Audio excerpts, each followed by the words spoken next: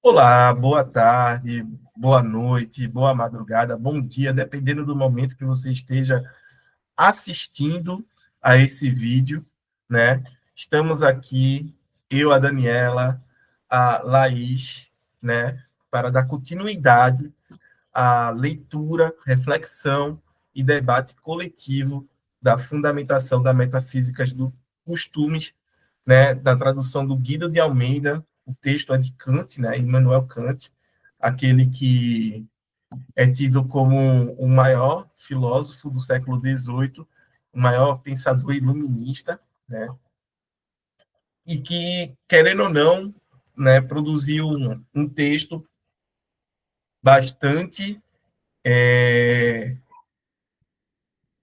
Grace Padawan, produziu um texto bastante relevante, né, para a filosofia moral, não só da época dele, quanto dos nossos dias, ao ponto, né, de influenciar a reflexão moral de toda a época até hoje, certo? Se a gente for lá ver uma discussão com Jorge Habermas, a gente vai ter uma influência gigantesca do Kant, certo? Da fundamentação da metafísica dos costumes, da crítica da razão prática, da metafísica dos costumes, certo? Porque o próprio Habermas, na teoria do agir comunicativo, ele vai meio que atualizar esse Kant, fazer com que esse Kant não seja mais uma espécie de solipsista moral, mas alguém que debate publicamente acerca do que é correto, né, do ponto de vista moral, e que vai sempre levar em consideração ali, né, aqueles que estão concernidos dentro dessa ação, né?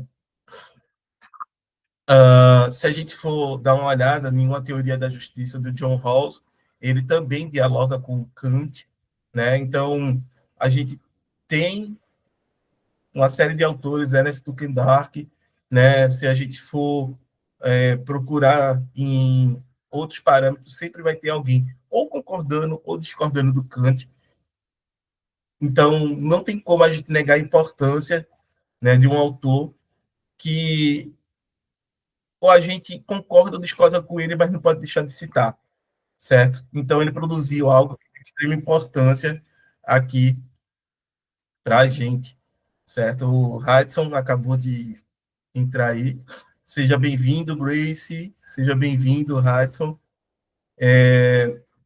Vamos dar continuidade. A gente tinha parado no último encontro, já vendo como Kant estabelece o princípio, né, do dever, e aí a gente tem o agir por dever e agir, né, conforme o dever, e entender que agir, né, por dever é agir conforme a regra.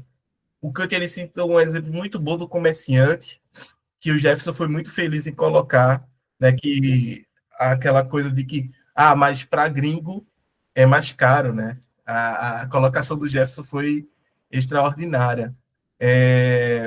Sejam bem-vindos, Hudson, Vanice, certo? É um prazer tê-los aqui. E a Boa colocação tarde, tudo bem? do Jefferson foi muito.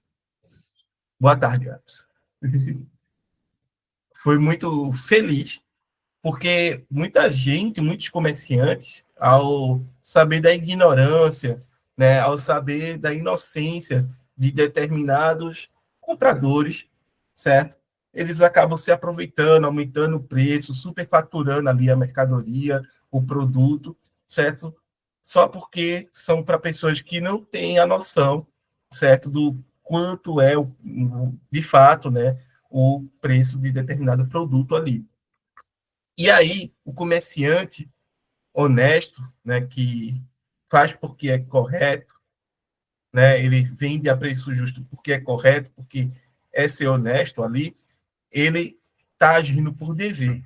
Mas se ele for, né, honesto para poder ter uma boa fama e com isso atrair novos, né, compradores, novos clientes, ele não está fazendo por dever, mas ele está fazendo conforme ao dever, certo? Então ele está tendo uma ação que tem aparência de moralidade, mas não é moral, certo? Isso daqui é algo que tem que ser muito bem distinguido, certo? Muitas ações para o Kant vão ter a aparência de moralidade, mas elas não serão morais em si, certo? Porque para ser moral, eu tenho que agir de uma forma que as minhas a minha ação seja determinada, né, pela minha racionalidade, seja determinada pela regra em si, e não meramente por um interesse particular, por um afeto, por uma emoção, certo? Não adianta eu ser um comerciante que vende a preço justo porque eu gosto daquelas pessoas. Eu não estou fazendo o correto pelo correto, eu estou fazendo o correto por outro motivo, certo? Então, o Kant ele é muito sagaz ao fazer essa distinção, certo? Vão existir ações que são por dever e ações conforme o dever, ok? A gente tinha encerrado na discussão que o Kant coloca, que é sobre a questão do suicídio, né? É bem pesado isso daí. E o que eu tenho a dizer é que o Kant, certo? Ele tem uma forma diferente de enxergar a coisa. Ele pensa, né? Ele acredita que a nossa vida deve ser conservada, né? Não porque eu tenho uma morte, não porque ou por qualquer outro motivo, mas porque é correto conservar a vida, certo?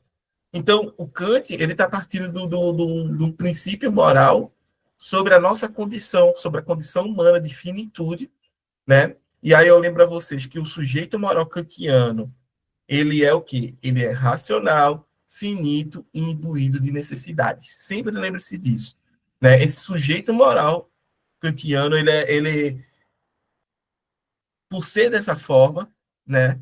Ele vai sempre ter um problema sobre né? Qual o motivo, qual o fator que vai estar ali determinando a vontade do agir de determinado agente.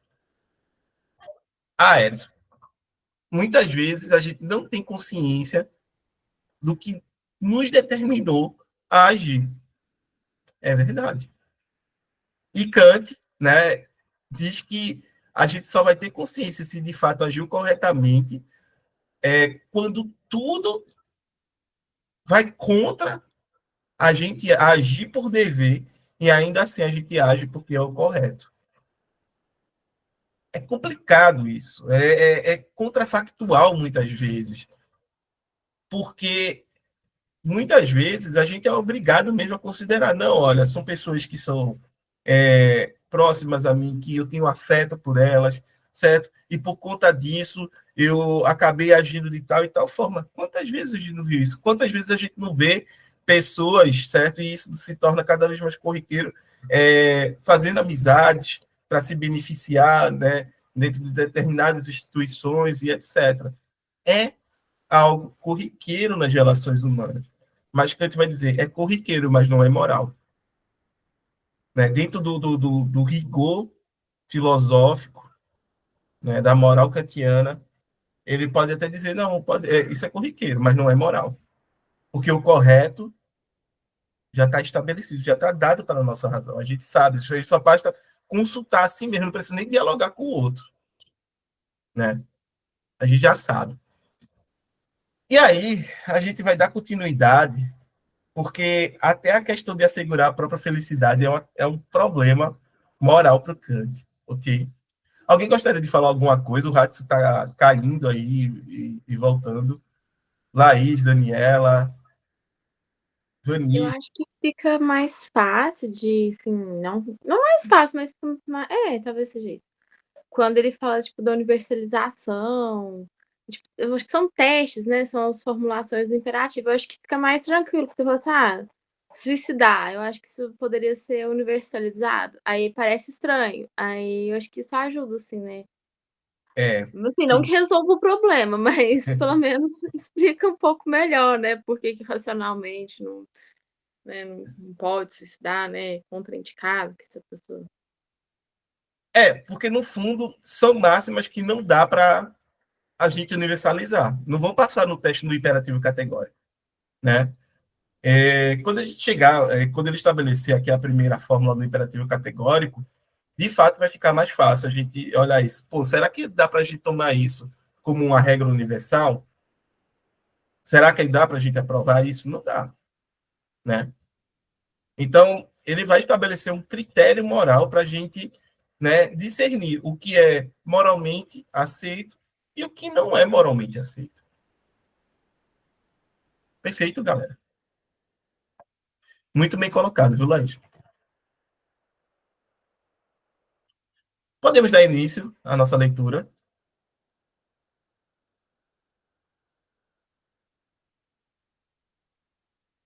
Podemos?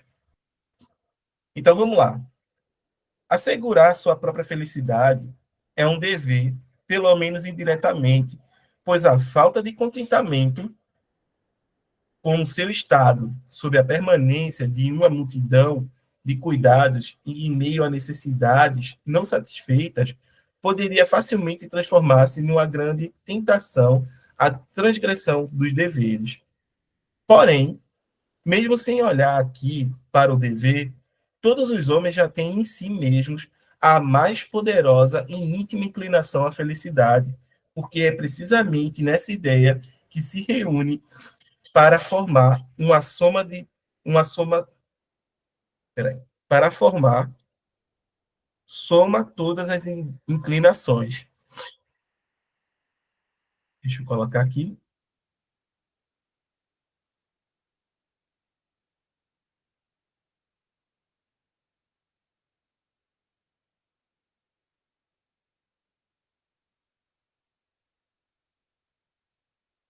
Porém, mesmo sem olhar aqui para o dever, todos os homens já têm por si mesmos a mais poderosa e íntima inclinação à felicidade, porque é precisamente nesta ideia que se reúne para formar uma soma todas as inclinações.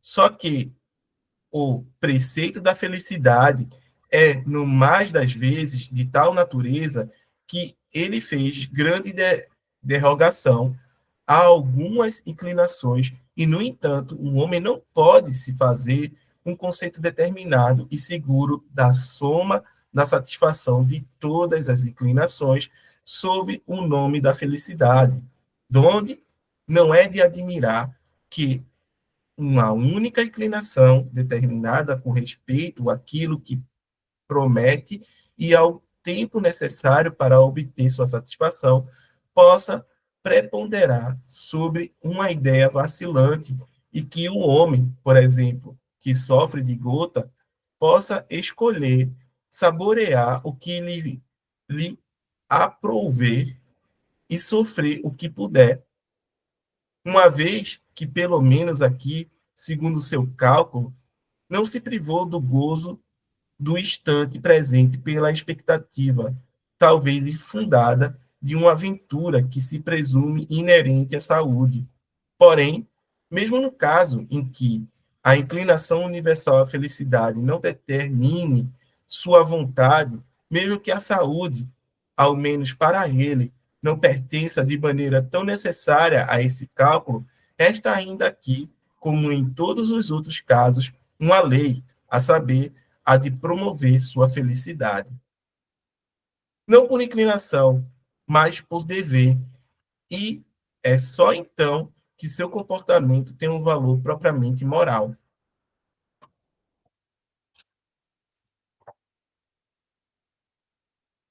Temos o dever moral de promover a nossa própria felicidade. Vou continuar. Alguém que gostaria de fazer algum comentário aqui por enquanto?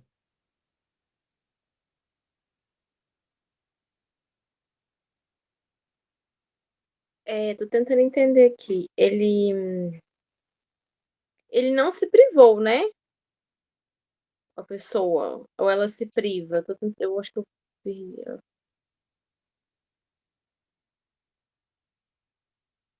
É, não, Laís. No caso,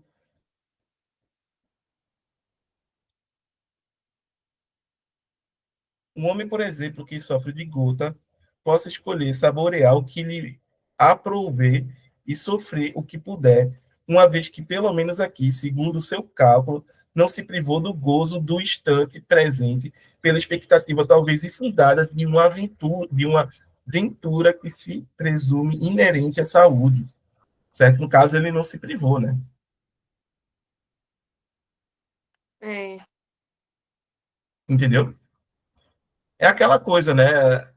Tem que se buscar a felicidade, mas talvez aquela coisa de eternizar o instante, né? Viva essa noite como se ela fosse a última. Talvez não seja por aí o caminho da felicidade, né? Uhum. Diga-se de passagem que no ano passado eu fui a um festival de rock, né? E aí tinha lá, né? Viva essa noite como ela não se fosse a última, porque ela não é. Ou seja, eles já mudaram a ideia da coisa lá, né, no festival, porque geralmente era o contrário que diria. Né? Então é interessante isso. É interessante que estão tendo um pouco mais de responsabilidade até com as ideias que são propagadas em determinados festivais, em determinados eventos. Perfeito? Posso continuar? Pode sim.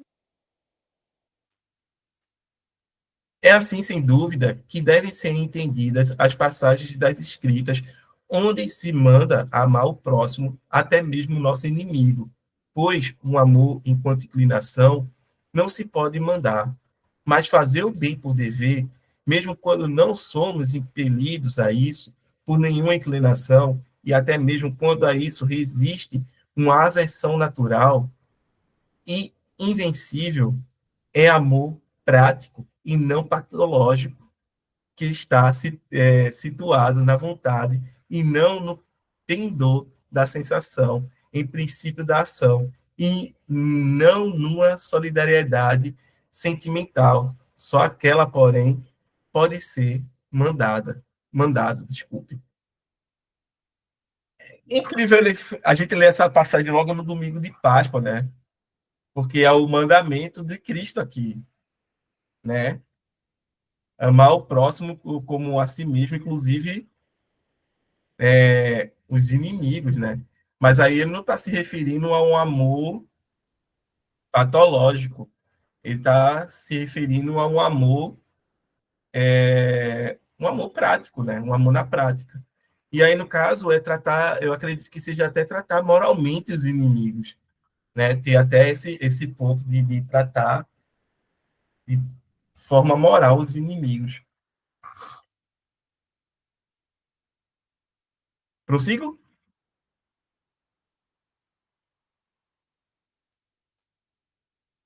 Vamos lá, então. A segunda proposição é uma ação por dever tem o seu valor moral, não É no só. intuito. Oi? Eu dei uma olhadinha na nota. É, talvez eu poderia ler o que que é patológico. Sim, claro. É, 53, né? 53. A palavra patológico não tem em Kant o significado corrente, relacionado à doença ou enfermidade, mas é um termo técnico que se descreve uma afecção da vontade, ou arbítrio, determinada por motivos provenientes de impulsos sensíveis. Assim lemos na crítica da razão pura, pois um arbítrio é sensível na medida em que é afetado patologicamente por motivos da sensibilidade. Ele se chama animal, arbitrium brutum, quando pode ser necessitado patologicamente. E mais à frente, com efeito, é meramente animal o arbítrio, que não pode ser determinado de outro modo, senão por impulsos sensíveis, isso é patologicamente. Muito Não tem, bom. não é sobre doença, né? Porque a gente É, já porque a gente testa sempre, lá. perfeito, a gente sempre acaba relacionando o patológico à doença. Pode, queres falar mais alguma coisa, Laís? Não, só isso mesmo. Muito bem observado, tá? Muito bem observado. Muda completamente a compreensão ali do parágrafo, né? Entender aqui, ó, que como ele coloca na crítica da razão pura, pois um arbítrio é sensível na medida em que é afetado patologicamente por motivos da sensibilidade. Ele se chama animal, quando pode ser necessitado patologicamente. E mais à frente, com efeito, é meramente animal o arbítrio, que não pode ser determinado de outro modo senão por impulsos sensíveis, né? Isto é, patologicamente. Então, né, existem impulsos sensíveis que vão colocar esse amor, né? É como se o amor fosse um impulso sensível. Faz sentido, né? Um amor que né, os pais sentem pelos filhos e né, os filhos pelos pais e aí vai. Né? É um impulso sensível, muito bom. Uhum. Né? Então ele está mandando mais uma vez a gente agir para além, né, desse impulso sensível. Sim. Perfeito. Prossigo? Sim. Vamos lá. A segunda proposição é: uma ação por dever tem o seu valor moral, não no intuito a ser alcançado através dela, mas sim na máxima segundo a qual é decidida. Logo, não depende da realidade efetiva do objeto da ação, mas meramente do princípio do querer, segundo o qual a ação ocorreu, abstração feita de todos os objetos da faculdade apetitiva, que o intuito, que os intuitos que possamos ter por ocasião de nossas ações e os seus efeitos enquanto fins e molas propulsoras da vontade não possam conferir às ações qualquer valor incondicionado e moral. Ficou claro a partir do que foi dito acima, onde, pois, pode residir esse valor, se ela não deve estar na vontade em relação com o esperado efeito dela. Ela não pode estar em outro lugar senão no princípio da vontade, abstração feita dos fins que possam ser efetuados por tal ação, pois a vontade está bem no meio entre seu princípio a priori, que é formal, e sua mola propulsora a posteriori, que é material, por assim dizer, numa bifurcação, e visto que a vontade tem, no entanto, de ser determinada por alguma coisa, então ela terá de ser determinada pelo princípio formal do querer em geral, quando uma ação ocorre por dever, visto que lhe foi subtraído todo o princípio material. E aí, galera, deu para entender?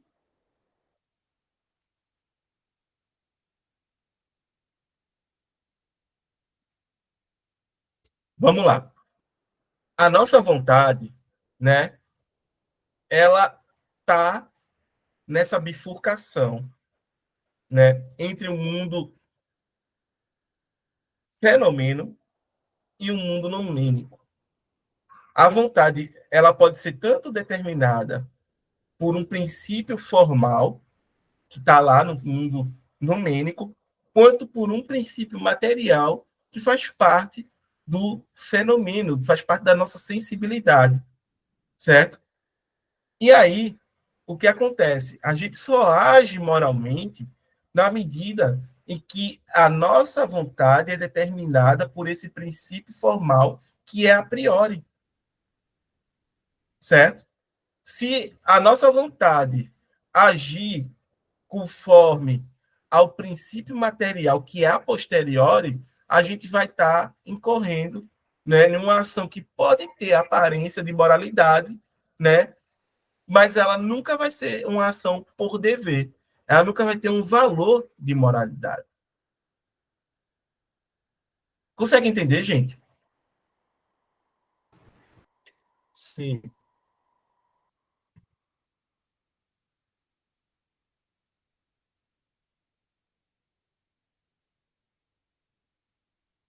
Ó, só para deixar mais claro aqui, né? A segunda proposição é a segunda proposição é uma ação, né, por dever tem seu valor moral, não no intuito a ser alcançado através dela, mas sim na máxima segundo a qual é decidida, logo não dependendo da realidade efetiva dos objetos da ação, mas meramente do princípio do querer, segundo o qual a ação ocorreu, a abstração feita de todos os objetos da faculdade apetitiva, né? Que os intuitos que possam ter por ocasião de nossas ações e os seus efeitos, enquanto fins e molas propulsoras da vontade, não possam conferir às ações qualquer valor incondicionado e moral. Ficou claro, a partir do que foi dito acima, onde, pois, pode residir esse valor, se não deve estar na vontade em relação com o esperado efeito delas.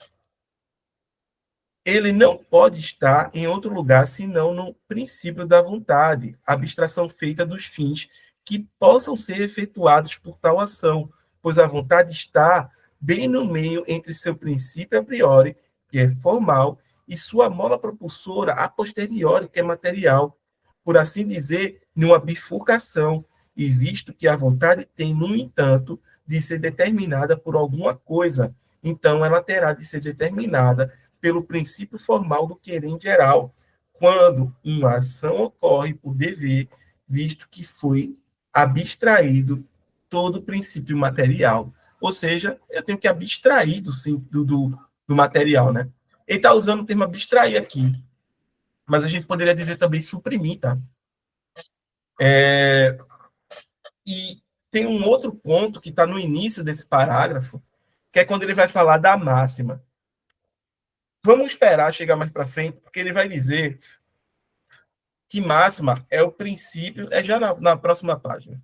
Então, não vou adiantar colocar o carro na frente dos bois, não. Vamos adiantar aqui. Eu acredito que seja esse ponto. Alguém gostaria de fazer algum comentário?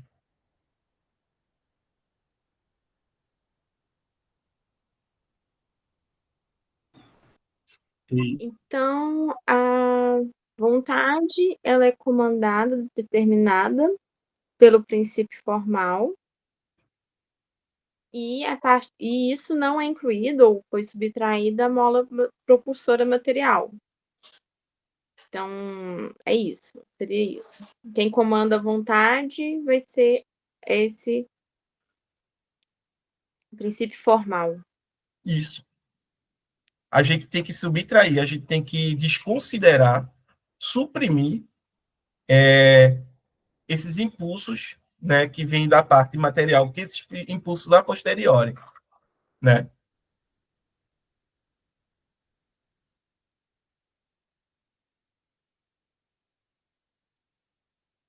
Perfeito, Laís?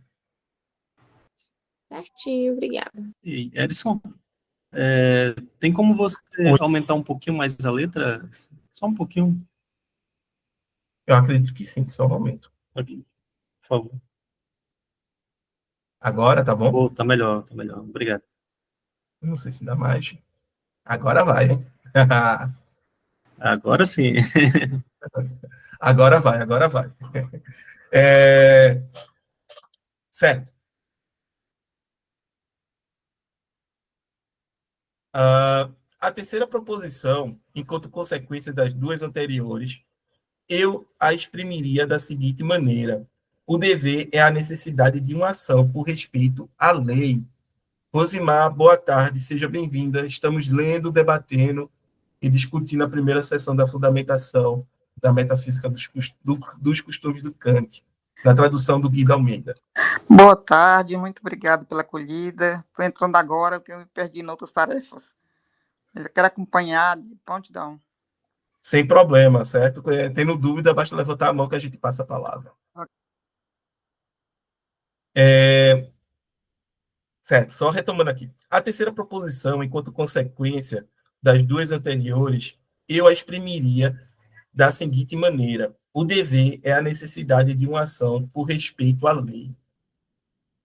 Ao objeto, enquanto efeito da ação que eu me proponho fazer, posso ter, é verdade, inclinação, mas jamais respeito, exatamente porque ele é meramente um efeito e não atividade de uma vontade.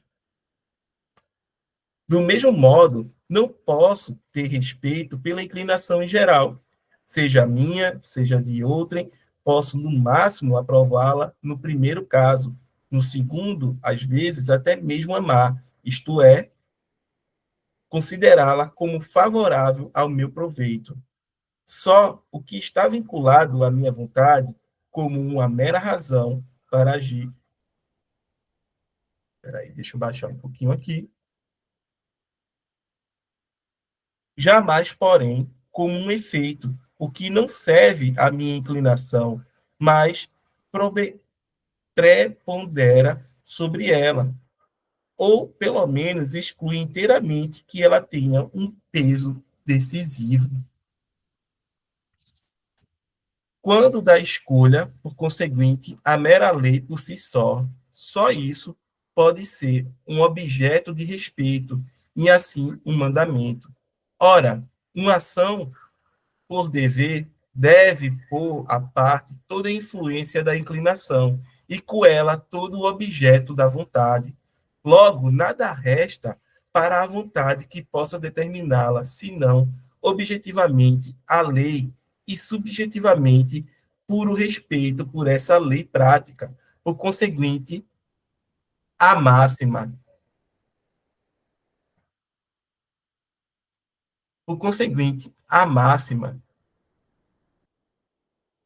de dar cumprimento a uma lei, mesmo com derrogação de todas as minhas inclinações. É, e aqui a gente tem uma nota do Kant, tá, gente? O próprio Kant, ele vai colocar aqui uma nota sobre máxima, ok? Que a gente deve ler para ter uma compreensão de qual é a discussão aqui. Máxima é o princípio subjetivo do querer. O princípio objetivo, isto é, aquilo que também serviria subjetivamente de princípio prático para todos os seres racionais, se a razão tivesse pleno poder sobre a faculdade apetitiva, é a lei prática.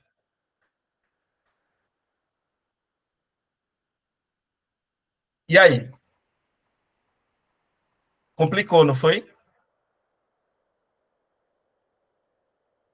O que o Kant fez aqui, gente, é mostrar que a máxima ela é um princípio subjetivo. Por exemplo, você tem, né, os seus próprios princípios de agir.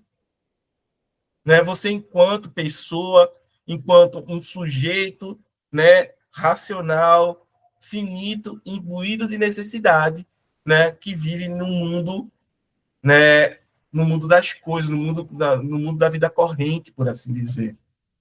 Né? Você vai estabelecer seus próprios princípios, mas como é que você vai saber que os princípios que você está estabelecendo para guiar seu comportamento, para guiar suas ações, são princípios morais, são princípios válidos do ponto de vista moral? Kant vai dizer que esses princípios, né, que são as suas máximas, que são princípios subjetivos seu, entenda, subjetivo está ligado a você, objetivo para Kant tem quase o mesmo valor de um objeto matemático, é válido de forma universal e necessária, ou seja, é válido para qualquer um, em qualquer lugar, em qualquer contexto, certo? Então, quando eu paro aqui e digo a máxima tem que estar de acordo com o princípio objetivo, a máxima tem que estar de acordo, a minha máxima, que é o meu princípio subjetivo, né, tem que estar de acordo com a lei universal, né, com a lei moral. E aí, Kant ele vai dizer que a gente não vai ter acesso a essa lei moral, tá, gente? Já adiantando aqui, dando spoiler do livro. Por quê? Porque a gente é racional, ok, mas a gente também é finito e por desnecessidade. Então, a gente não tem um acesso direto, imediato à lei. A gente só tem um acesso, né, imediato, a gente tem um acesso indireto à lei, que é através de imperativos. É quando ele vai formular o que a gente chama de imperativo categórico, tá?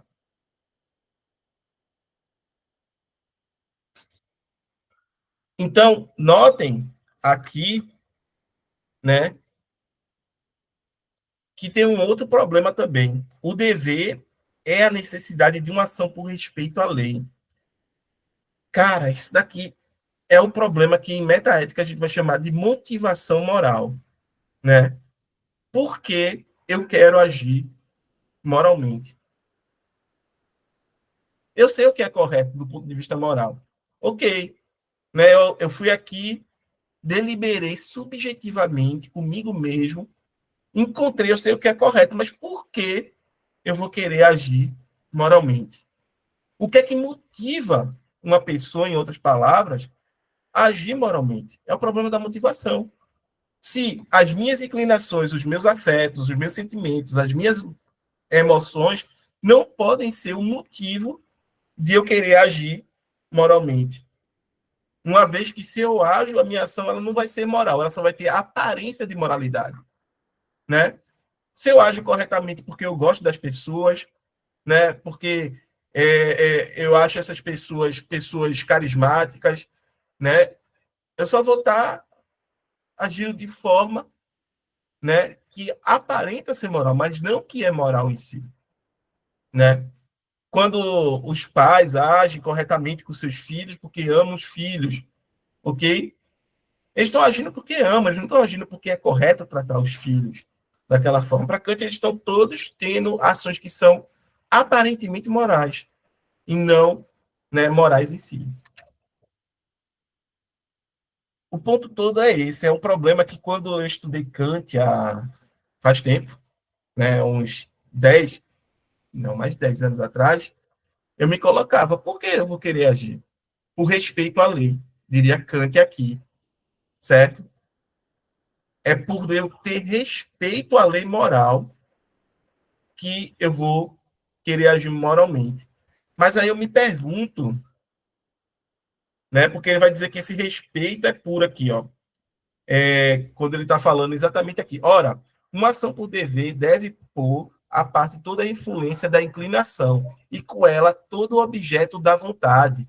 Logo, nada resta para a vontade que possa determiná-la, senão objetivamente, olha aí, a lei, e subjetivamente por o respeito por essa lei prática. Por conseguinte, a máxima de dar cumprimento a uma lei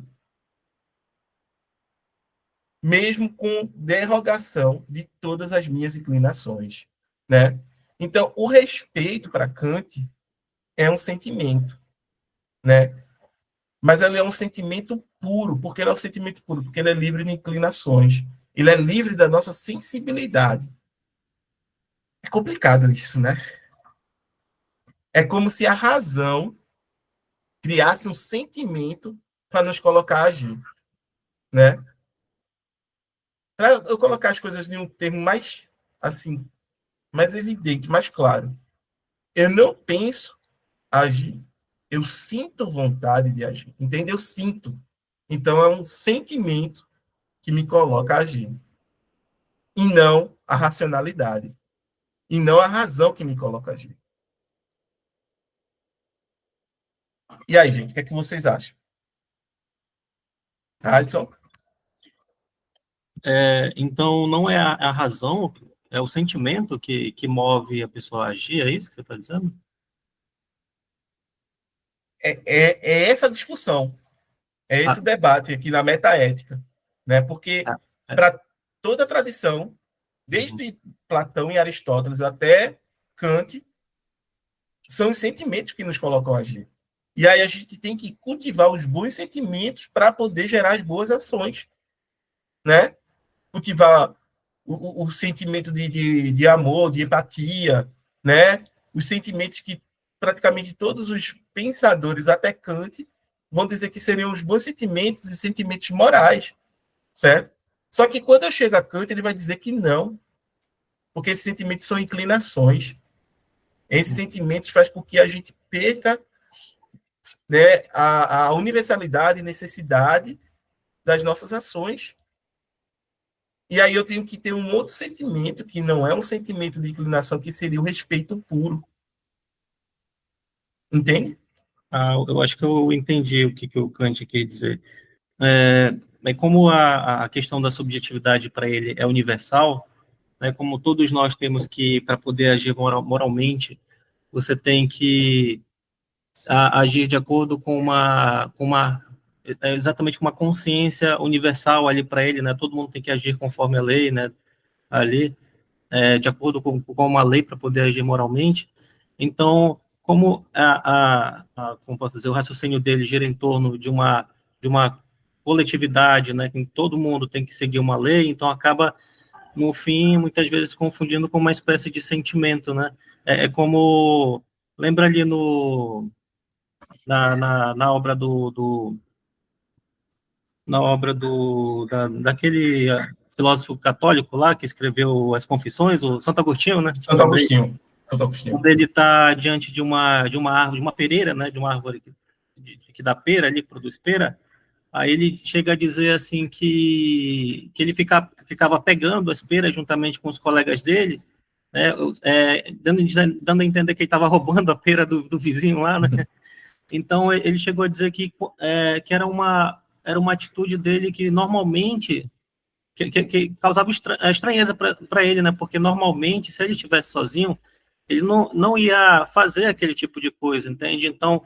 Então ele percebeu que ele tem um outro autor, né, que ele fala sobre isso, que ele percebe que quando a pessoa age coletivamente, né, ela passa a agir de maneira diferente do que se ela estivesse agindo individualmente, né, predomina uma espécie de consciência coletiva, né, que você age não de acordo com aquilo que você faz normalmente, mas de acordo com a coletividade, né. Então, então eu acho que para Kant é assim, né, todo mundo tem que agir de maneira abstrata, universalmente ali, né, de acordo com essa questão de acordo com a lei, né, não sei se parece que eu acho que eu estou me enrolando aqui, mas de acordo com a lei, todo mundo tem que seguir a lei, então tem essa questão do universalismo mesmo ali, né, sei lá, eu acho que eu viajei aqui. Mas é isso, é porque o Kant, né, ele está centrado, né, em dois princípios básicos praticamente para toda a filosofia dele, certo? O primeiro é a universalidade e o segundo é necessidade. Então, tanto na crítica da razão pura quanto na crítica da razão prática, ele está buscando noções, conceitos, né, que sejam universalmente válidos, né, e necessários, ok? De tal forma que a gente não consegue pensar a moralidade ou pensar, né, a construção do conhecimento independentemente dessas leis, independentemente desses conceitos, dessas noções, certo? E aí o Kant, agora, ele está lidando com um problemaço, porque ele tirou tudo que é sentimento, tudo que é sensação subjetiva, por assim dizer, sensação individual, da esfera da moralidade, não pode, né, ser moral. E se eu tiro tudo isso, como é que eu vou sentir vontade de agir? Certo? Porque é aquela coisa, 2 mais 2 é igual a 4. Ok, mas isso não me põe a agir. Certo? 2 mais 2 é igual a 4. Perfeito. Mas o que é que isso vai me pôr a agir? Edson, um triângulo é um polígono de 3 lados, cuja soma dos seus ângulos internos é igual a 180 graus. Perfeito. Mas por que isso vai me colocar a agir? Porque isso vai me provocar uma vontade de agir. Entende? Então, o ponto todo na discussão é que eu sinto vontade de agir e eu não penso vontade de agir. Né? Eu posso até refletir, teorizar a vontade de agir, mas no fundo tem um sentimento que te provoca, que te motiva a agir de determinada forma. Né? E Kant, quando chega aqui, ele tem que lidar com isso. E daí ele criar um sentimento artificial, o respeito puro, né, para poder dizer que esse é o sentimento que vai ser o sentimento das ações morais. É complicado. É complicado, né? Se a gente olhar, fala, E fala, Anderson, assim, só para tentar entender melhor, né, uhum, o Hegel, eu não entendo muito de Hegel não, mas eu fiz até uma anotação aqui que ele fala também sobre a questão da subjetividade, que ele entende um pouco diferente do Kant, né, e para ele a subjetividade é um processo de formação, né, em que a consciência individual interage com outras consciências e com o mundo, né. Então, por exemplo, minha subjetividade vai depender da minha interação contigo, com a Laís, né, com a Daniela, da Vanessa. Então, vai entender já para Kant, não depende do outro, né? Já é universal mesmo, né? Você tem que seguir aquilo ali, pronto, né? De acordo com uma lei, uma regra rígida, né? Que você tem que obedecer, independente de qualquer coisa ali, né? é por aí, porque o Kant ele vai colocar pares conceituais. Eu não sei se tu já. Quando eu defino um, o oposto, né, vai ser o outro, o contrário vai ser o outro. Por exemplo, eu tenho uma definição de verdade, né, o oposto da definição de verdade vai ser a falsidade, a mentira, né? E aí, quando eu defino um, necessariamente eu vou estar definindo o outro, só basta pensar o contrário. Para conceitual para Kant, subjetividade e objetividade, certo? Objetividade é aquilo que é universalmente válido e necessário. Subjetividade é aquilo que é contingente e particular. Dá para entender? Sim, Né? O contrário de universal é particular, o contrário, né, de necessário é contingente. Então, para Kant, né, toda vez que eu me ponho a agir motivado pelas minhas inclinações, eu não estou agindo de forma universal e necessária, mas eu estou agindo de forma o quê? Particular e contingente. Pode vir a ter uma aparência de moral? Pode. Pode estar em conformidade com o dever, né? O caso do comerciante que é honesto por conta que ele quer conservar a boa reputação dele, tem esse desejo, né? E assim atrair novos clientes. Ele está vendendo a preço justo por conta, não porque é correto, mas sim porque tem, né, a vantagem que ele vai adquirir com isso. Entende, Raíssa? entendi. Então, a subjetividade para o Kant é universal e particular, não é isso? Não, Ah, a subjetividade é particular e contingente. e contingente. A objetividade, o que é objetivo é que é universal e necessário. Tá, perdão. Ok. Entendeu? Aham. É esse o ponto. Pessoas não se acanhem, porque eu sei que é complicado. Eu sei que aqui é no detalhe, como se diz, né? O Kant é cheirinho de detalhes. Esse aqui é um dos detalhes muito importantes. Certo? Se tiver dúvida, pode perguntar, estamos aqui para isso mesmo. Eu estou baixando aqui um dicionário Kant, que eu tinha aqui, mas é muito bagunça. Porque esse negócio de respeito como sentimento puro da razão, como que pode ter um sentimento puro, né? Assim, porque. Mas talvez porque isso é teoria do conhecimento do Kant, né? Mas parece que isso é muito da sensibilidade, né? Mas talvez não, talvez exista realmente. Se eu puder falar mais disso, né? De um sentimento puro. Eu posso sim, certo? Tem um artigo que é O Fato da Razão, o nome do artigo. Eu não sei se vocês já ouviram falar, certo? É O Fato da Razão. E nele, né? Deixa eu ver, eu acho que é o Loparic, né? Não sei se vocês já ouviram falar do Loparic. Exatamente, é o Loparic. E ele vai falar, certo, que o Kant ele vai substituir esse respeito puro pelo fato da razão, na crítica da razão prática, né? Ou seja, ele já vai descartar isso daqui e vai dizer que é diante do fato da razão que a gente vai se sentir, né, comovido a agir de forma moral, né? Que é Isso é razão prática. Exato. Entendeu? Porque a razão prática, ela teria o poder de determinar a vontade. O problema todo é explicar como uma coisa que não é um sentimento, que não é um desejo, pode nos colocar a agir. E Entendeu? não só isso, né? Ele ainda fala depois que é mais forte que as molas propulsoras materiais, que quando realmente bate, né? Quando a pessoa tem essa sensação, isso é muito doido, né? Porque realmente, às vezes ela tem as inclinações para fazer o contrário e ela faz algo moral, né? É muito doido isso. Então, quer dizer que é mais forte, né? Além de você explicar o negócio ainda é mais forte que a inclinação material, segundo ele, né? Segundo Kant.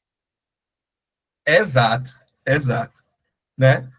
Imagina lá, assim, eu consigo conceber algumas coisas, né? Mas nunca vai ser a razão. É sempre um desejo contra outro desejo, né? Imagina a gente estar aqui na época de Páscoa, né? Eu vou dar um exemplo de um desejo contra outro desejo agora, né? Ou a gente está aqui na época de Páscoa e todo mundo sabe que é, né, muito de costume receber chocolate, dar chocolate, né? É algo assim que virou tradicional.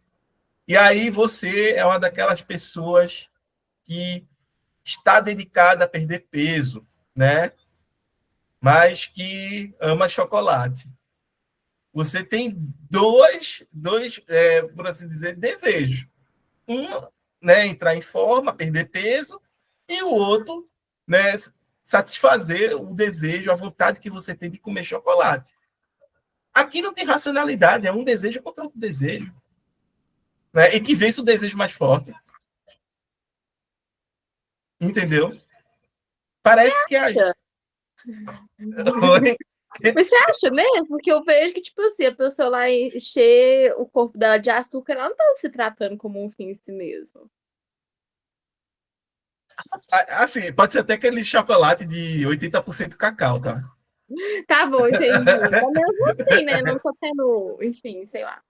Não é universalizável, não tá se tratando como um fim em si mesmo, não sei. Defendendo Kant também, né? Assim, parece que é racional, não comer. Ó, temos a kantiana aqui, meu Deus. Assim, é um desejo contra o outro, no modo como eu coloco, certo? Você tem um desejo de ter, né, um corpo que responda melhor aos seus estímulos, né, para quando for solicitado para a parte física, né? Ou você vai ter o desejo de comer algo que lhe dá prazer, né? Você pode encontrar prazer, diga-se de passagem, em ambos, tá? Tem gente que sente prazer, né, em ver lá seu corpo em forma e tudo mais, entendeu? E isso eu só estou colocando um ponto básico, tá? Acerca dos desejos, certo? E aí, gente, avançamos. E o problemão que o Kant criou aqui, né?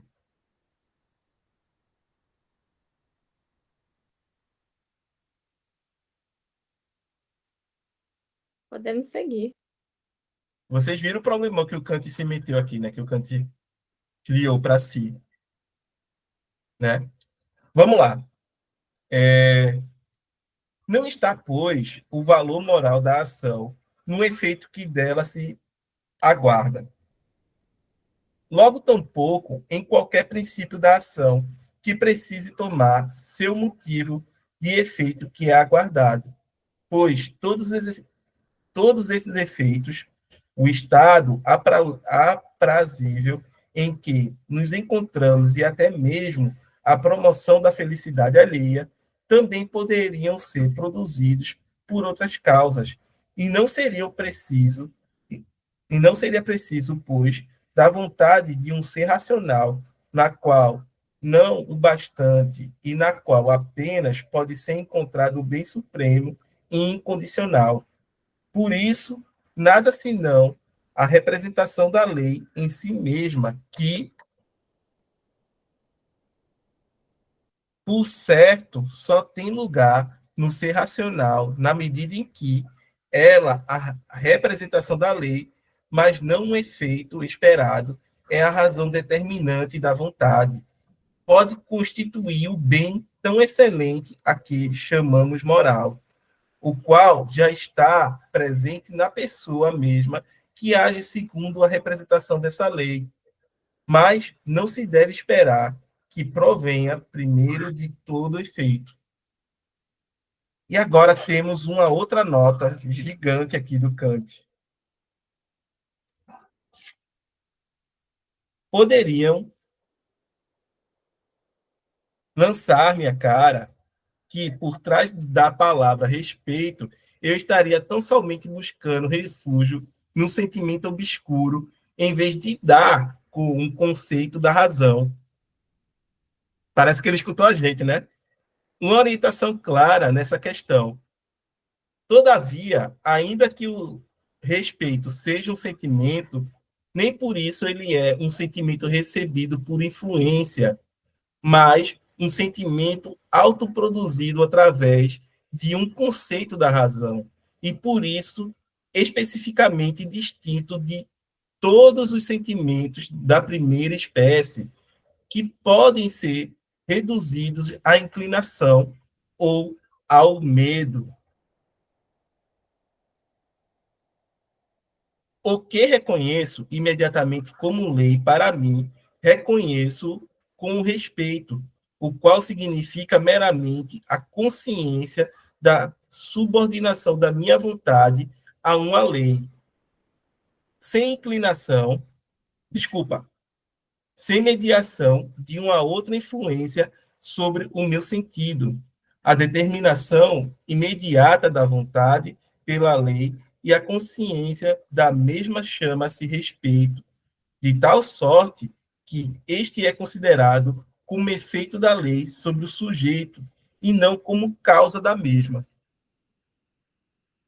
O respeito é propriamente representação de um valor que faz derrogação ao amor de mim mesmo. Logo, é algo que não é considerado nem como objeto da inclinação, nem de medo, muito embora tenha com ambos algo de análogo. O objeto de respeito é, portanto, unicamente a lei, e, na verdade, aquela que impomos a nós mesmos, e, no entanto, como seria em si. Enquanto lei, estamos submetidos a ela, sem consultar o amor de si, enquanto imposta a nós por nós mesmos, ela é, no entanto, uma consequência de nossa vontade, e tem, do primeiro ponto de vista, analogia com o medo, do segundo, com a inclinação.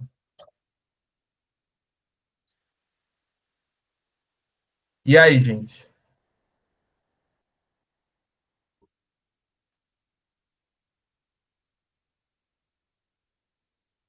A gente tem agora uma discussão, né, aqui kantiana, sobre esse sentimento, o qual ele já vai dizer, isso aqui não é um sentimento como os outros, né? Aqui ele vai colocar, né? Todavia, ainda que o respeito seja um sentimento, nem por isso ele é um sentimento recebido por influência, mas um sentimento autoproduzido através de um conceito da razão, e por isso especificamente distinto de todos os sentimentos da primeira espécie, que podem ser reduzidos à inclinação ou ao medo, né? É incrível porque ele já vai relacionando com o medo, e o medo é um sentimento, né, que faz com que a gente aja de uma forma assim, quase que espontânea, né? Quase que imediata, né? Sei lá, pessoas veem algo explodindo, algo pegando fogo. O sentimento de medo vai nos levar, né, quase que imediatamente a se afastar daquilo que está explodindo, pegando fogo. Certo? Então, ele quer colocar no mesmo patamar esse respeito. Só de a gente saber, né? E isso daqui lembra muito Sócrates, depois o Hudson coloca aí. Né? Só de a gente saber o que é correto, isso colocaria a nós a agir porque é correto. Vê como ele continua, né? Aqui, ó. O que reconheço imediatamente como lei para mim, reconheço com respeito, o qual significa meramente a consciência da subordinação da minha vontade a uma lei, sem mediação de outras influências sobre o meu sentido. A determinação imediata da vontade pela lei e a consciência da mesma chama-se respeito, de tal sorte que este é considerado como efeito da lei sobre o sujeito e não como causa da mesma.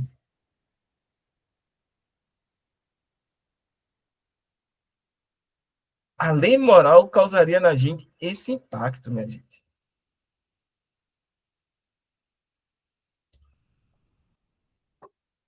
Mas a razão gera a lei. E a lei gera o impacto.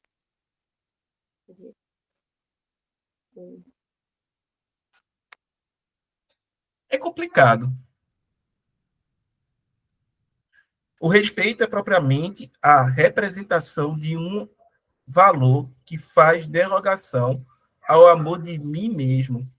Logo, é algo que não é considerado nem como objeto da inclinação, nem do medo, muito embora tenha com ambos algo de análogo, né? Vai ter algo de análogo com ele. O objeto de respeito é, portanto, unicamente a lei, e, na verdade, aquela que impomos a nós mesmos e, no entanto, como necessária em si. Enquanto lei, estamos submetidos a ela sem consultar o amor de si. Enquanto imposta a nós por nós mesmos, ela é, no entanto, uma consequência de nossa vontade. E tem, do primeiro ponto de vista, analogia com o medo, do segundo com a inclinação. É análogo, é parecido, né? Mas não é a mesma coisa. Por quê? Porque é um sentimento gerado pela nossa racionalidade em respeito à lei.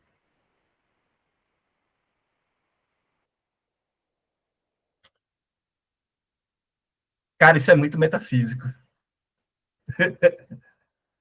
Isso é metafísica, assim, pesada. Quando eu dou aula para os meus alunos, eu falo que metafísica é a droga de todo filósofo. É pesada.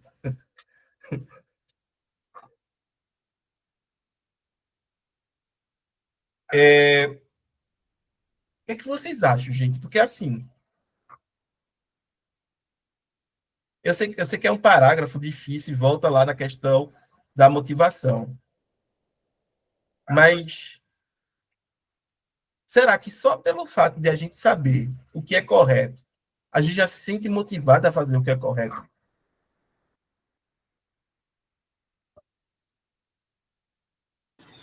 Acredito que não, hein?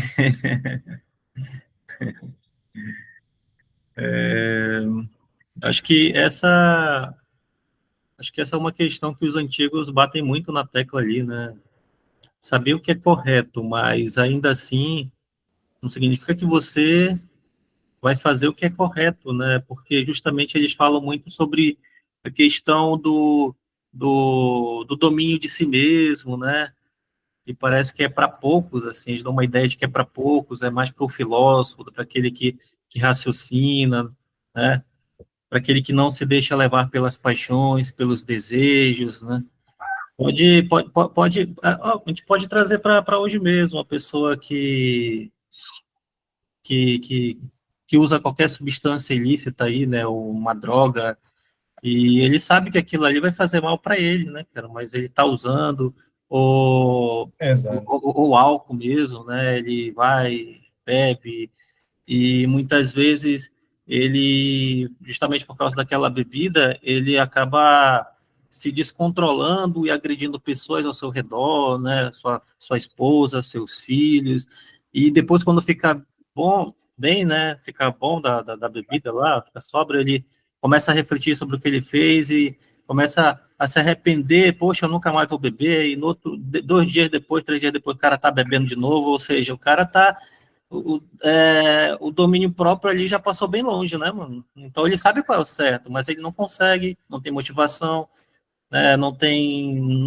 aquilo que é necessário mesmo para ele né, deixar os vícios de lado e ser feliz mesmo com a família dele, né? Já a questão da eudaimonia ali, né, dos antigos falam tanto ali, né? Perfeito. Assim, tem uma questão que está diretamente relacionada com como Sócrates ele concebe a moralidade, né? Que Sócrates ele vai dizer que a gente, pela nossa própria constituição, certo? Se a gente souber o que é o bom, a bondade do ponto de vista moral, né? O que é o bom caráter, a gente não vai querer outra coisa senão agir daquela forma. Então, o problema, ele quase reduz o problema, né, moral ao problema epistemológico. O problema é só a gente saber o que é correto. Porque no momento que eu saber o que é correto, eu já vou me sentir motivado a fazer o que é correto, né? E o Kant, eu acho que em certa medida ele vai nesse caminho, entendeu? Porque praticamente toda tradição, se você pegar Aristóteles, se você pegar David Hume, se você pegar John Locke, né, pegar toda a tradição, até Kant, eles vão falar, ó, existem alguns sentimentos que eles devem ser cultivados para que a gente tenha uma boa disposição de agir, isto é, para que a gente tenha bom caráter, né? A moderação, no caso do Aristóteles, né? A prudência, a gente deve ser prudente, moderado, né? Com isso, obviamente, a gente vai ter que ser corajoso, mas vai ter que entender que coragem, né? É o meio termo, é a moderação, né? Entre a covardia, né? E ser, como é que é o nome? E ser imprudente, né? Você não pode nem ser imprudente, mas também você não pode ser covarde. Então você tem que entender que a coragem é ali a mediania entre um e outro, entendeu? Você vai ter sentimentos ali que vão estar envolvidos e que vão estar sempre relacionados na questão da moralidade. Mas Kant, quando ele tira os nossos sentimentos, né, da esfera da moralidade e coloca na esfera da inclinação, ok, eu entendo que ele quer colocar algo aqui que é puro. E aqui tem que entender que puro para Kant é livre de sensibilidade, é livre de conteúdo sensível, certo? Puro para Kant é isso. Entendeu? Ah, Eris, mas o que são o que é puro para Kant? Dê exemplos. É aquilo que a gente consegue apreender de forma, né, praticamente direta através do nosso raciocínio, ok? Então, eu raciocinando aqui, eu já sei que, por exemplo, tempo e espaço, né, são condições de possibilidade para qualquer experiência possível. Por quê? Porque eu não consigo pensar nenhuma experiência sem antes pensar tempo e espaço. Sem antes perguntar, né, quando e onde aconteceu. Entendeu? Se vocês chegam aqui e dizem, olha, fulano, né, sofreu um acidente, você vai perguntar basicamente como, onde e quando. Né? Quando? Onde? Entendeu? É o que acontece corriqueiramente. Então, a gente acaba situando, né, a nossa experiência dentro do tempo e do espaço, o que faz que ele seja o quê? Condições de possibilidade para essa experiência. E que eu possa chegar nessa compreensão só raciocinando. Né? A mesma coisa a gente vai falar sobre conceitos.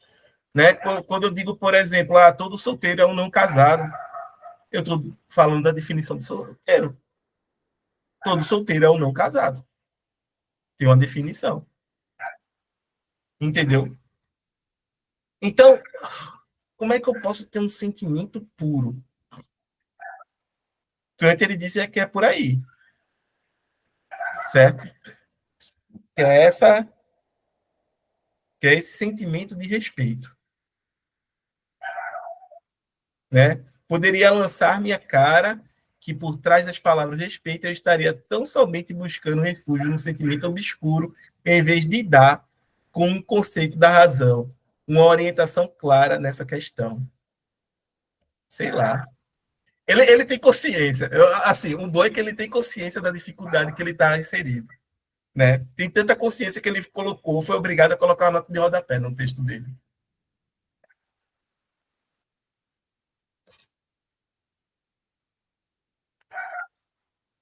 E aí? que é que vocês acham, Laís? Bom, eu acho que até me perdi aqui um pouco os meus pensamentos, mas parece que talvez não seja realmente a única inclinação, mas eu acho que talvez seja uma inclinação mais forte, sabe? No sentido, o conhecimento do bom, né? Do que deve ser feito. Assim, claro que, né, tem vários exemplos aí de que quando isso não tem sucesso, né?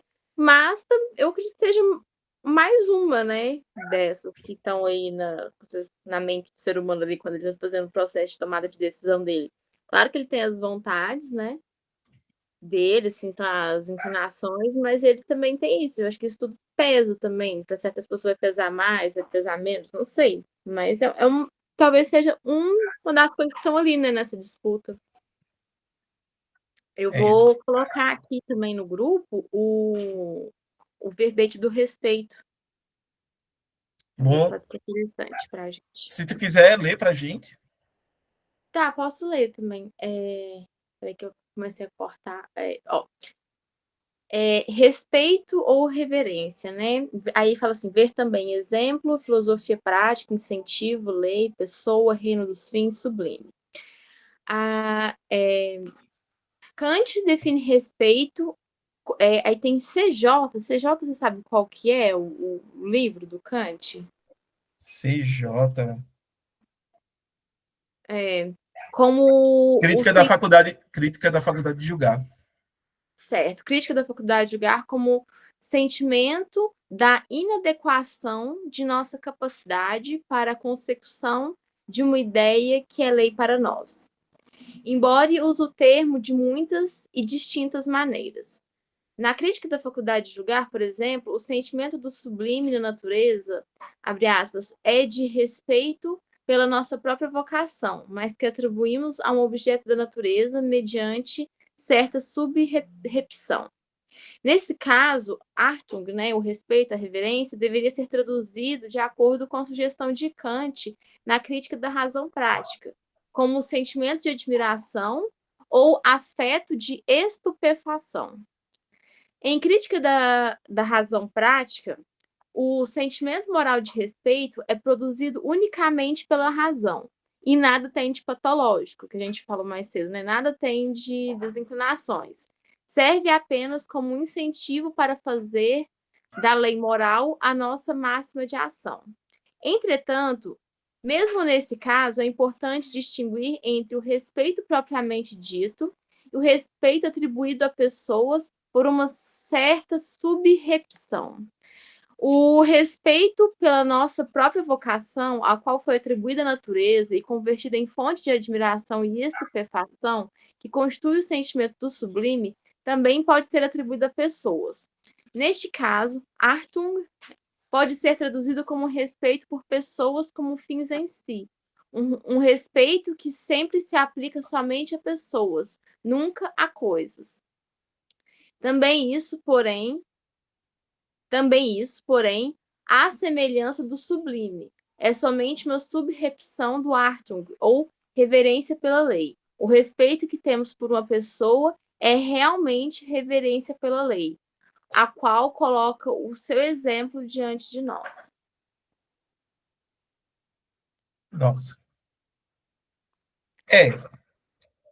Se for o respeito que a gente tem pelas pessoas, de tomá-las como um fim em si mesmas, tá completamente em coerência com a segunda formulação do imperativo categórico, né?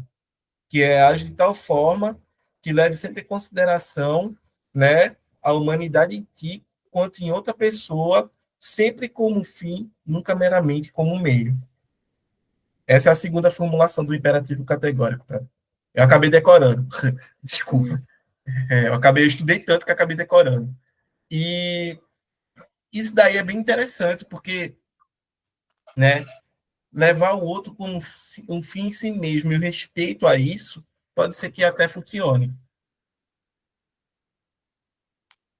Tem também essa questão do sentimento de admiração, o efeito, afeto de estupefação, não tem isso a ver mais com a natureza, mas tem uma fórmula que tem a ver com a natureza, não tem uma fórmula imperativa que tem como se fosse uma lei da natureza? É a terceira formulação. Porque são 3 formulações do imperativo categórico na forma como eu leio. Vai ter gente que vai dizer que só tem 2, vai ter gente que vai dizer que são 4. Entendeu? E aí é aquela coisa que é questão de como você interpreta, né? De como você lê. Entende?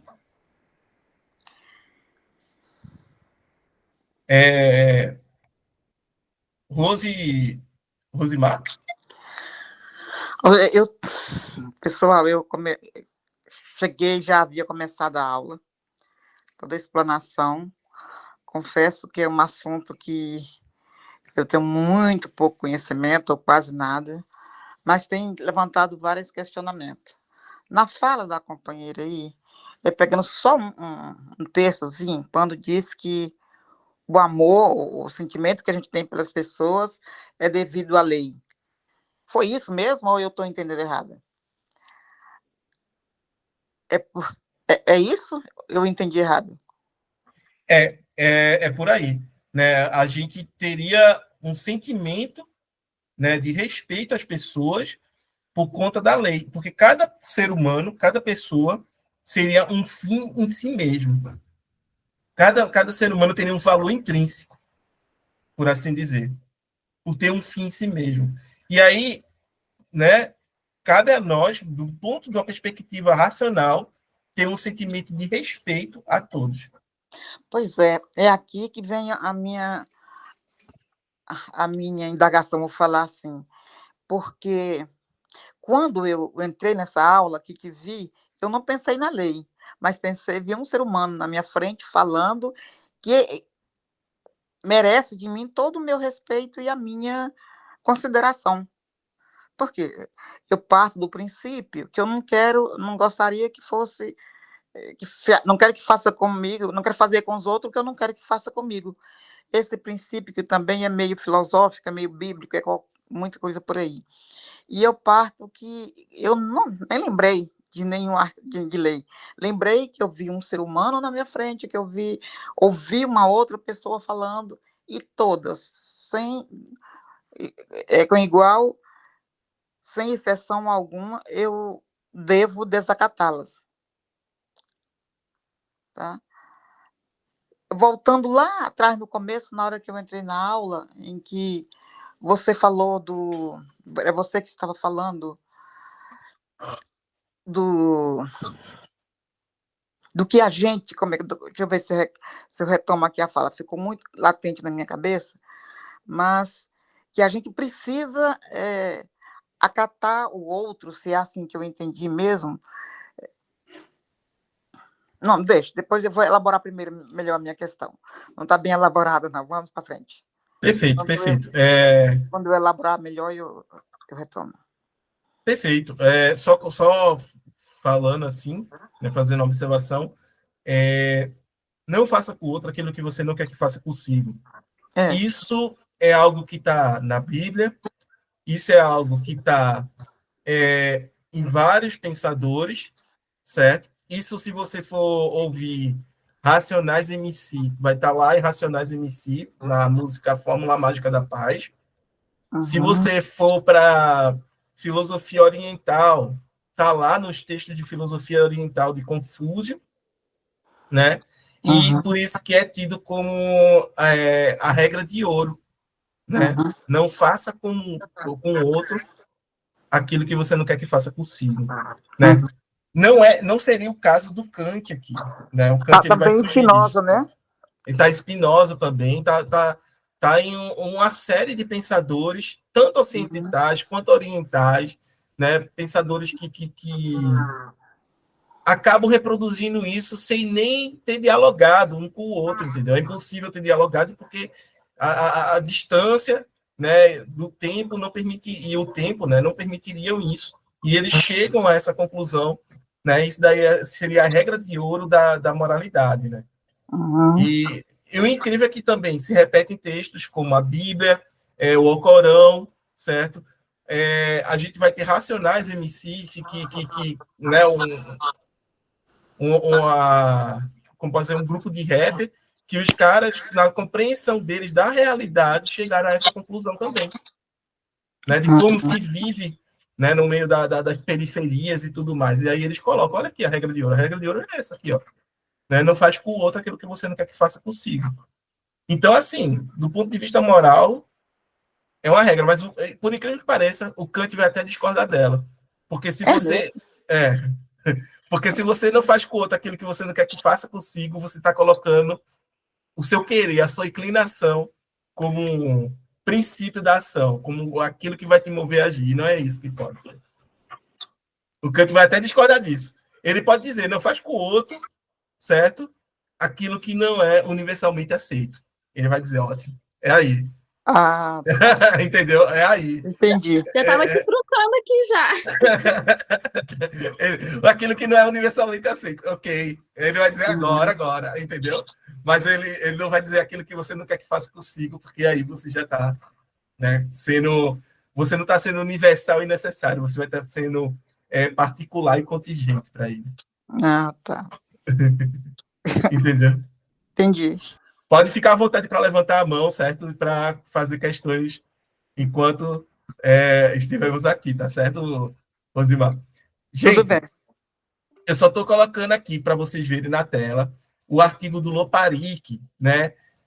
O fato da razão, uma interpretação semântica, né? Que vai lidar com toda essa questão, né? Do respeito, que depois vai se tornar o fato da razão, lá na Crítica da Razão Pura, certo? E tá aqui, é um artigo da Unicamp. Cara, faz muito tempo que eu li isso, faz muito tempo. Eu me lembro até onde eu estava lendo isso. Eu estava lendo isso aqui num laboratório de informática que eu trabalhava lá no 13º andar do Cefis, que o Centro, né, de Filosofia e Ciências Humanas da Universidade Federal de Pernambuco. E na época eu era monitor desse laboratório. Eu fiquei até mais tarde lendo isso daqui, cara. Recomendo, né, principalmente aqueles que queiram ter um aprofundamento, né, que estão pesquisando aí Kant, Laís, certo? Isso daqui também pode ser uma recomendação para você. Não sei se será útil na sua pesquisa, mas acredito que acrescente aí no aprofundamento da sua compreensão. Manda lá no grupo. Questão. Vou colocar no grupo e vou colocar no Drive. Ok. Vou colocar no Drive lá. Certo? Mas, regressando aqui à nossa leitura, gente. Alguém gostaria de falar, colocar mais alguma coisa?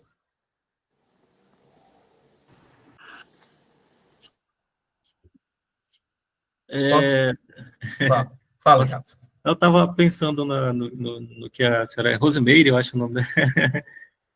É Rosimar. Rosemaria, né? Rosimar. Rosimar, perdão. Eu estava falando e eu sou desses também, né? Que quando vê o ser humano, eu vejo assim, né? Uma pessoa na minha frente, eu tenho que ter um respeito, né? Por ela, porque é um ser humano, né?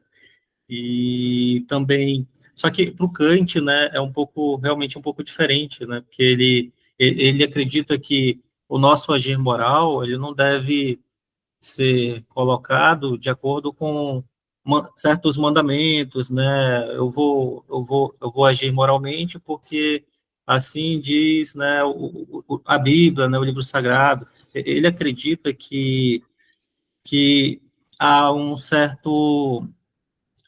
autolegislação dentro de cada um que vai fazer com que nós, né, possamos agir moralmente, né, corretamente perante a sociedade, né? Então, justamente essa autolegislação que vai governar o nosso agir, né? Então, ele vê assim, as questões de outros princípios, outros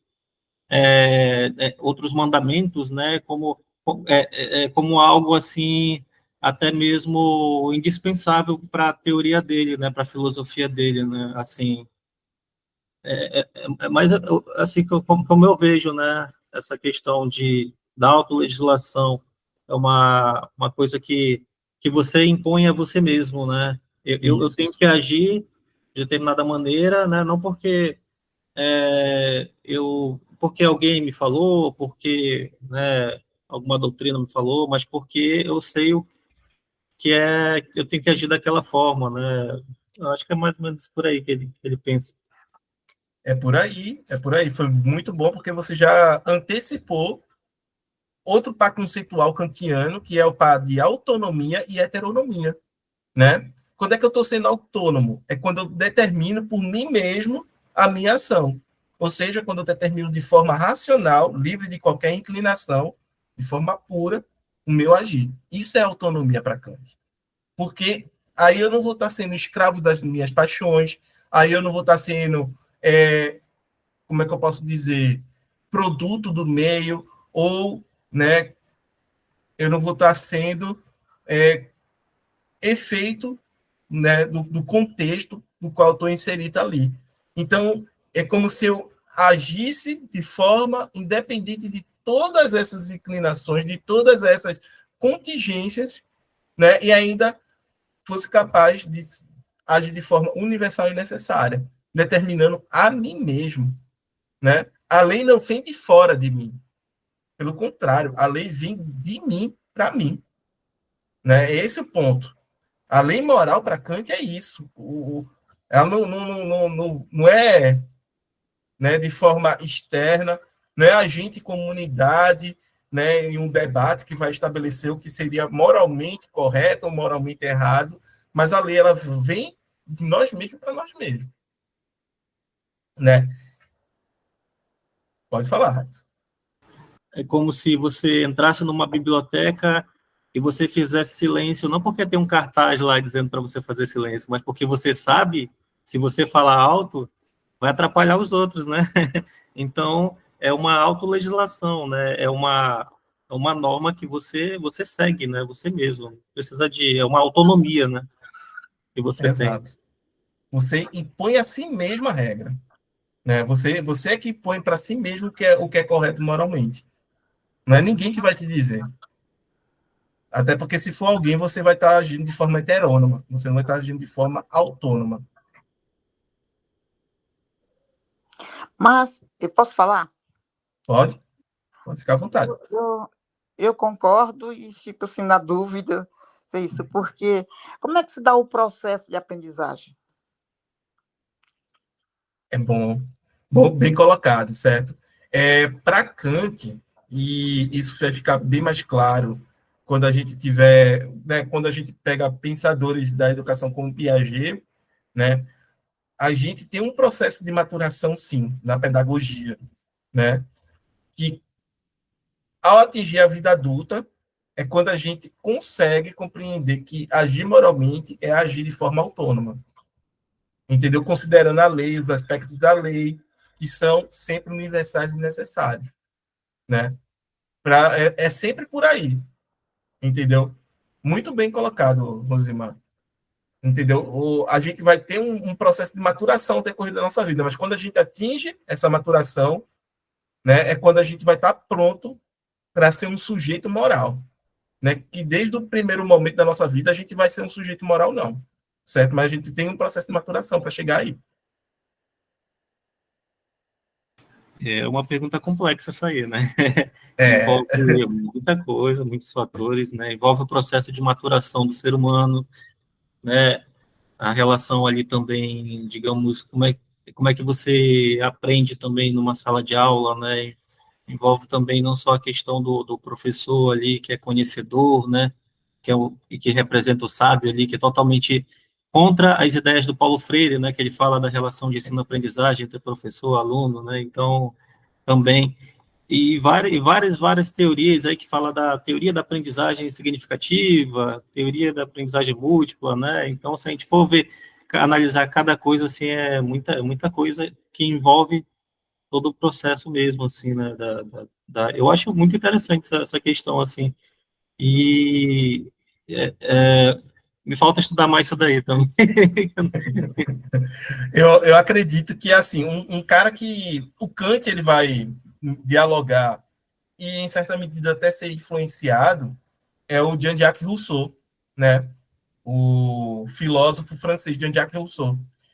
E o Rousseau ele tem uma obra chamada Emílio, né? Uma obra, Emílio, que a gente diz que é uma obra de pedagogia, em filosofia, porque ele descreve o processo de maturação de Emílio dentro da sociedade, né? Desde a da primeira infância até a vida adulta. E aí a vida adulta significa exatamente para Emílio ter a consciência da autonomia, ter a consciência dos direitos, né? Ter toda a consciência da complexidade social que ele está inserido. Então, o Rousseau, ele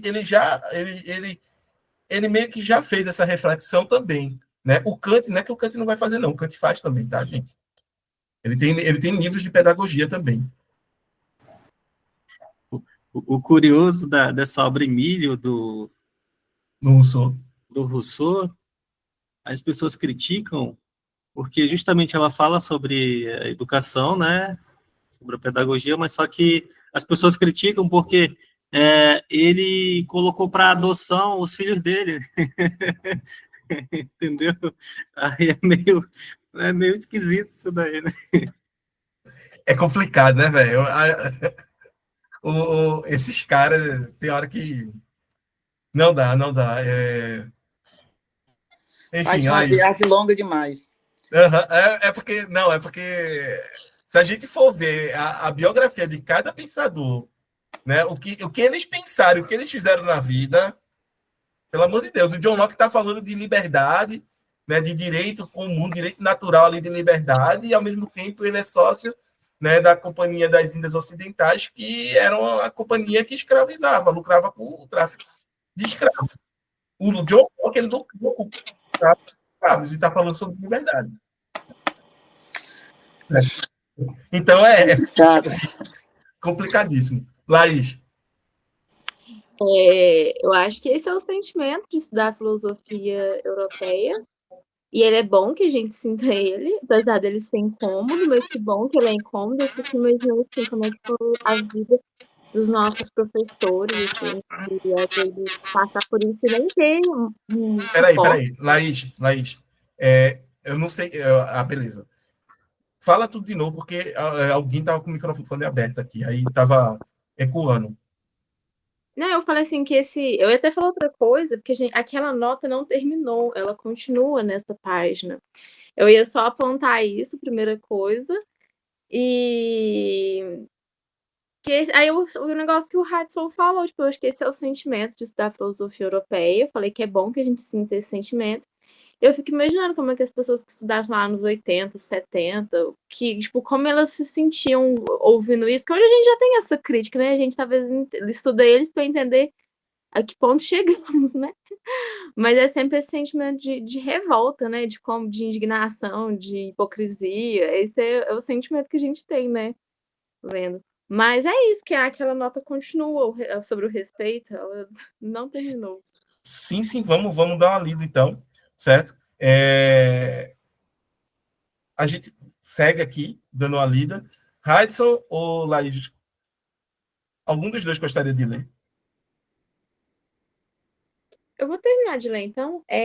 Aí tem falando sobre todo o respeito, né? Fala sobre analogia com medo. Todo respeito por uma pessoa é propriamente apenas respeito pela lei, da probidade, etc., da qual aquela nos dá o exemplo. Porque também consideramos como dever a ampliação de nossos talentos, também nos representamos numa pessoa talentosa como que o exemplo de uma lei, a de se tornar semelhante a ela nisso. E é isso que constitui o nosso respeito. Todo o nosso interesse moral consiste unicamente no respeito pela lei. As notas do tradutor por influência, Kant entende a ação causal de uma coisa sobre outra coisa distinta dela. Aí tem uma expressão em alemão, meinen Selbstliebe, ao amor que tenho por mim mesmo. A expressão, entre parênteses, é um acréscimo na edição B. Ok. Certo. Né? Todo respeito por uma pessoa é propriamente apenas respeito pela lei. Ou seja, o respeito por qualquer pessoa que a gente tem é o respeito pela lei. Isso tira do caráter impessoal, né? Porque muitas vezes a gente só respeita as pessoas que a gente tem alguma empatia, que a gente gosta delas, né? E aí o Kant ele já coloca perfeito, Remix Music. Perfeito. Estamos sempre por aqui, certo? Pode comparecer. Então, o Kant ele coloca isso aqui para o patamar impessoal, certo? Eu não preciso ter empatia pela pessoa, eu não preciso ter sentimentos, né, afeto por ela, para ter respeito. Ok? Laís, tu estás com a mão levantada, tu queres falar alguma coisa? Não, eu esqueci de abaixar, perdão. Ok. Vamos continuar, vamos dar uma lida aqui no próximo ponto.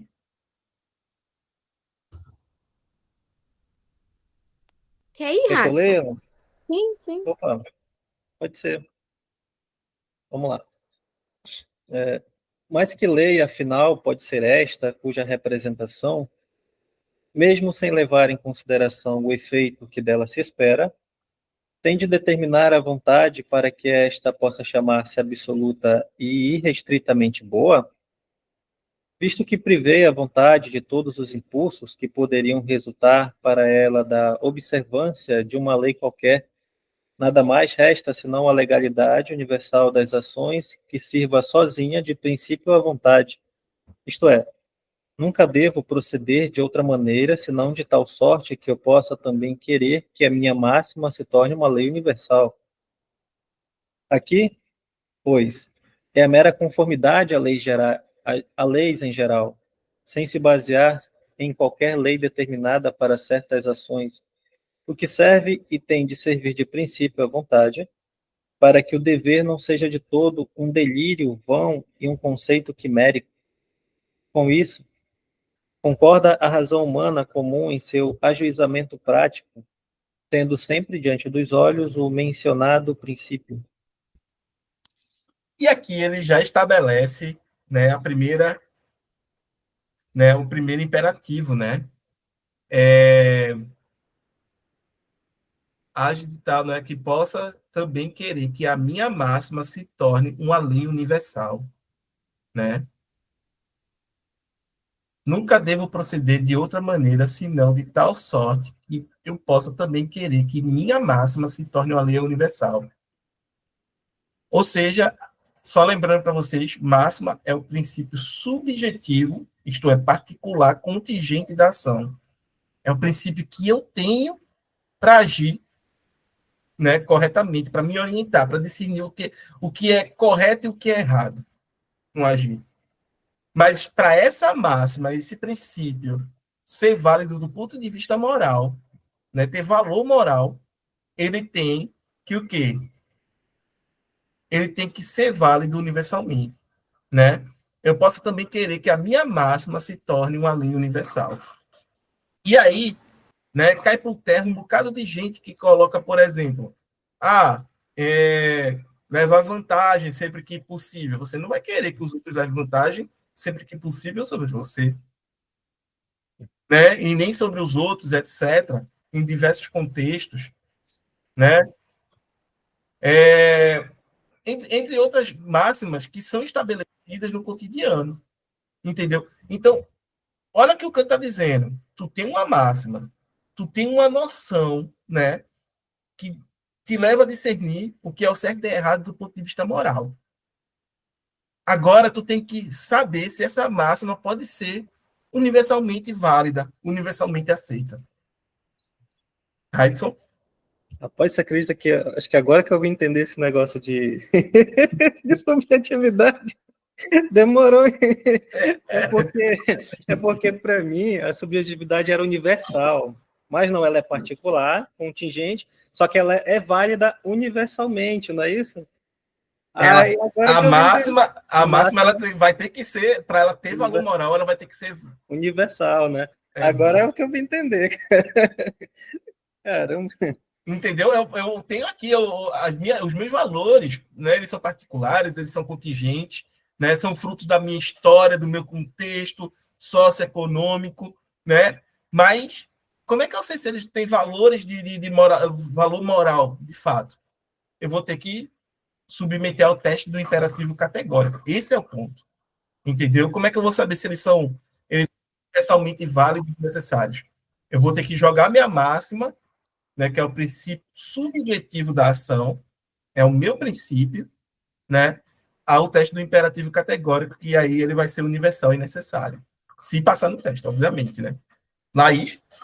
Eu estava lendo um texto na comentadora do Kant, assim, e aí ela começa a traçar, tipo, o Kant, a questão religiosa, política, histórica dele, né?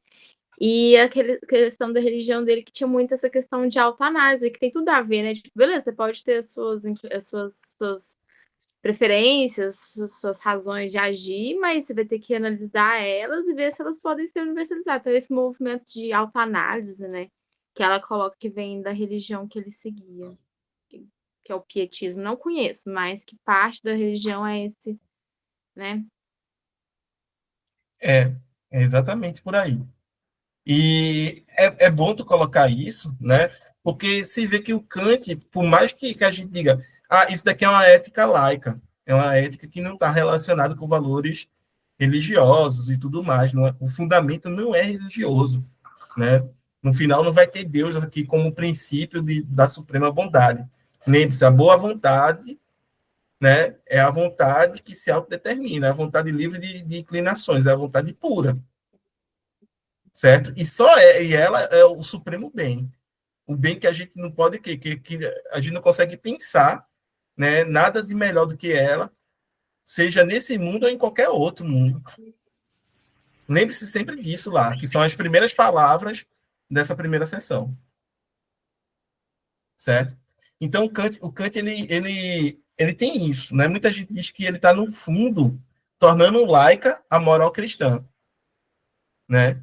Pegando a moral cristã e transformando ela em uma moral laica. E outros dizem que não, né? Isso é até uma discussão entre comentadores, certo? Agora, o ponto de você fazer uma autoanálise é algo que a gente tem que refletir. Quando eu estou explicando a moral de Kant para os meus alunos, eu falava para eles, gente, vocês querem saber que vocês têm um senso moral, que vocês são uma pessoa, né, moral. Quantas vezes você já não, né, foi lá, né, fez alguma coisa que você julgou errado, você julgou errado, e aí na hora de dormir, né, você não conseguia dormir, ficava lá, né, na cama, sem conseguir dormir porque você ficava pensando nisso, né? E aí o menino, poxa, eu já, né? Vários alunos já falavam, poxa, eu já passei por isso, não sei o que, professor. Eu digo, parabéns. Primeiramente, você não é um psicopata, porque você se sente culpado, né? E segundo, o Kant está correto. Você tem um senso de moralidade, você tem uma consciência moral dentro de si, né? Que faz com que você reflita sobre os seus atos, faça uma autorreflexão, certo? E encontre dentro de si esse discernimento entre o que é certo e errado. Isso tem a ver com intuicionismo? Ou não? Mais ou menos. Mais ou menos. Porque intuicionismo, de modo como é colocado, né, é você aprender o que é certo e errado do ponto de vista moral sem a necessidade de um raciocínio demonstrativo. O que é que eu quero dizer? Eu quero dizer que algumas coisas a gente apreende sem ter que conceituar. E você não consegue conceituar, na verdade. Por exemplo, as cores, né? Eu digo, eu digo a vocês o que é vermelho, todo mundo sabe o que é vermelho porque já viu vermelho. Mas imagine explicar a alguém que nunca enxergou na vida, né, e não pode enxergar, dizer a ela o que é vermelho. Explicar o que é vermelho, conceituar vermelho para uma pessoa que nunca viu. Não vai conseguir, não é? Então, da mesma forma, o intuicionismo vai dizer que a moralidade, o que é certo e errado, na moralidade a gente não pode conceituar, mas a gente pode aprender, né, da mesma forma como a gente aprende as cores, certo? Elas seriam é uma propriedade de segunda ordem, né, para Locke, alguma coisa do gênero, não me vem à mente agora, perdoe, gente. Certo? Mas a gente consegue aprender sem a necessidade de um raciocínio demonstrativo.